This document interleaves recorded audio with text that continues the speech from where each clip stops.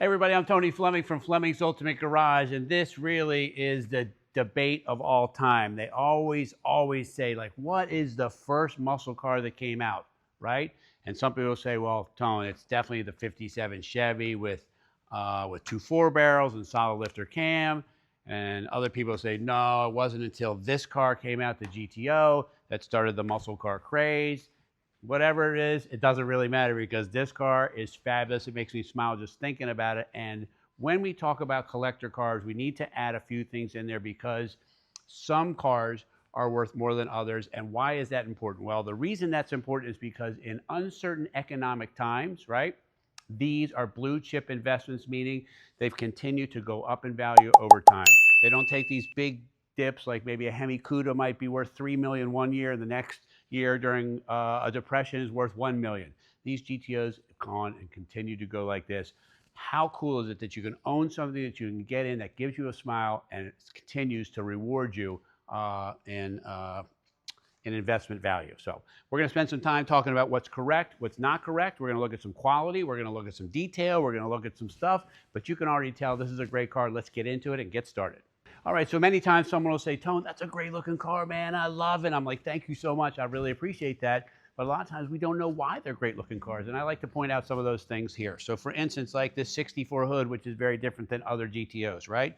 This 1 year only mounted here on the fender when they were getting this Italian name GTO, Gran Turismo Omologato, right? From Italy. These are some things that European cars would have had them on the time, right? This right here, I love. Red lines, goes so great with this paint here. And inside you have heavy braking, you have these correct rally wheels, and then you have all new chrome, stainless, and things like that. While all of that's really nice, if this car was just primered, you wouldn't care, right? This wouldn't be interesting to you. So we do care about the quality of the paint, and I want to spend a second and show you that too. This has been buffed, polished, and show waxed so that if you wanted to take it to a car show or something like that, and you pull up, you'll be really, really proud. All right, if you don't mind, hit the like button down below. That helps get our message out. I really appreciate that. Subscribe to the channel. We have new stuff coming out all the time. And maybe share it with your friends. They might see something they like there as well. And you know what I'd love to hear too? This car is approaching 60 years old, same age as I am today. And this right here, I'd love to hear your stories of any GTOs that you rode around in. Put them down in the comments. Love to see it.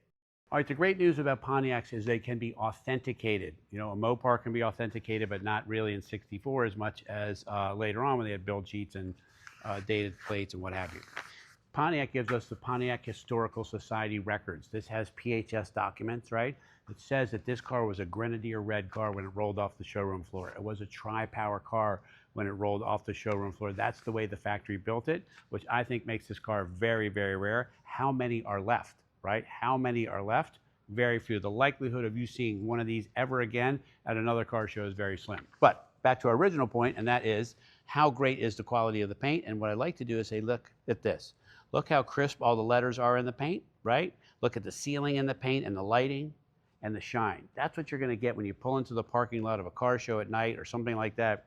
And this car has that great rumble. You're going to open the hood. It's going to be like, wow, and the paint is just fabulous. All right, so we have two types of clients here at Fleming. So for instance, some people just love a cool car. They just want to go for a drive, go to dinner with some friends and what have you. Love that. Some people want to go to some car shows. They want to tinker. They want to do it. Love that as well. Doesn't matter which one you are. This one fits the bill for both, and I'll tell you why. So for instance, if you wanted to go to a car show, right, and you wanted to open the hood here, it's detailed, right? It looks really, really nice. You have the battery topper on here. You have the correct clamps inside the places here. You have the decals that are in the spots.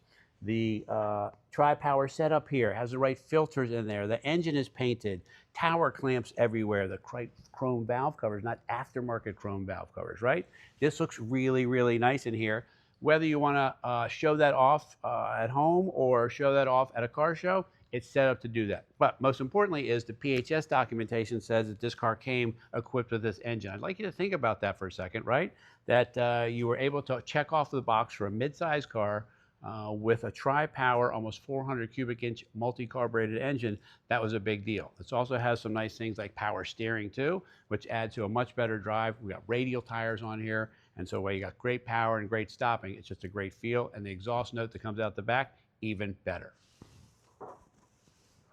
All right, the styling of these cars is even better back here too, right? You have this distinctive style for the 64 GTO, right?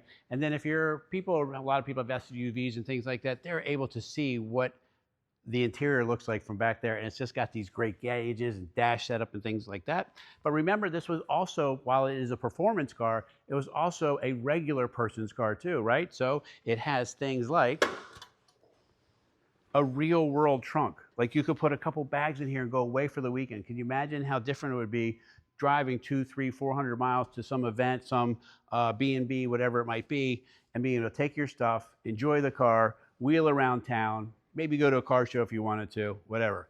Lastly, what I do like to talk about is sometimes when we get cars, you know that some cars are loved more than others. What do I mean by that? Well, for instance, here inside, it was this case, and in it has glass cleaner, spray wax, tire shine.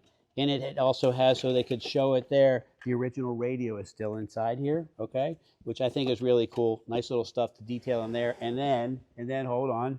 Not only does it have the correct plaid mat in here, right? It also has a black piece of custom-made carpeting on top of the mat so the mat wouldn't even get dirty. That's how particular this customer, owner of this car was, and that's a good indication of the kind of car that you're getting overall.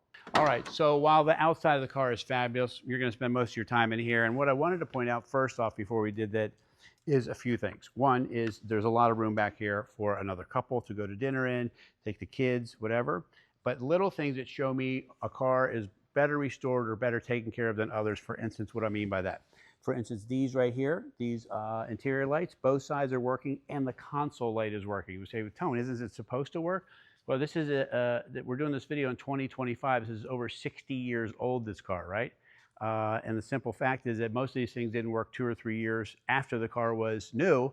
And the fact that they work right now means that somebody cared a lot and did the extra effort to make it even nicer. Okay, that's all I meant by that. All right, so when we get in here, this is designed to be a cool car because that's what it is. It's a cool car. You got the mats that are coated there with the GTO. You got the console here, this wood wheel. You have gauges here as well. This has the tack that you can adjust the red line needle right there. So it's a rally dash in it. This is an upgraded set of gauges. We can take those out if you don't want them, or we can leave them in there, whatever you like. And then you have this engine turn dash, which is a great piece of trim. Another nice feature, some couple upgrades are in here. I want to talk about those real quick. And those are, this has, while it looks like an old school radio, it's called retro sound. And what it does is it allows you to have a digital sound system where you can stream your music and stuff like that, depending on the model of the radio that's in it. This is a digital unit here. That's got the original radio, which we looked at, that still comes with the car.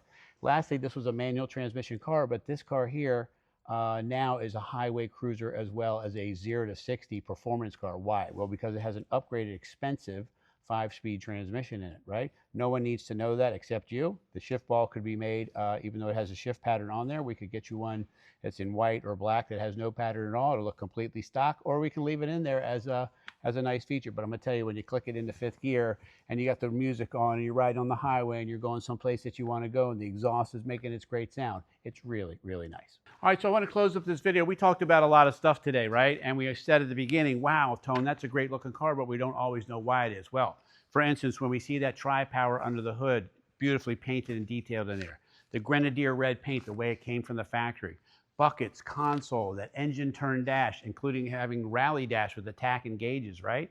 Just super nice stuff. Power top, red lines, on and on and on. It is truly great. What I do want to point out is that this car probably may be one of 10 left in the world. You say, Tone, how could you possibly know that? And the answer is, you're right. I don't really know that, but they only made a little over 2,000 of these total.